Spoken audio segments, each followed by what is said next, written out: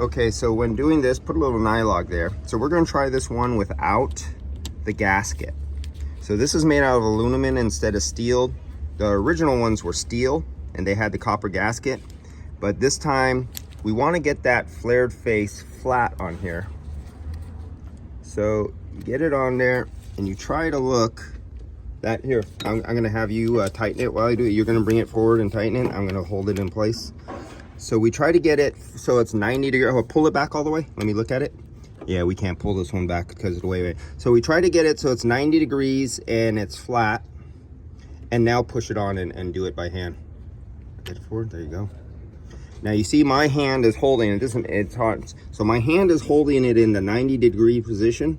So I know, and then I wiggle it. So before using the wrench, see how I'm wiggling it a little bit? Tighten it with your fingers while I wiggle it.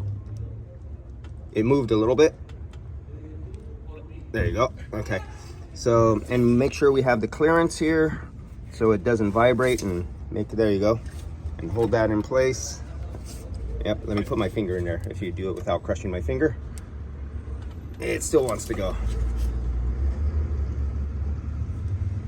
Wow, hold on. Something feels wrong. That is weird.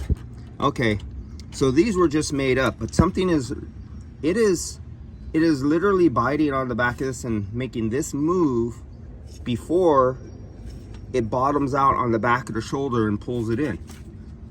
Okay, I gotta put the camera down. Let's look at this and see why this is. These were just made.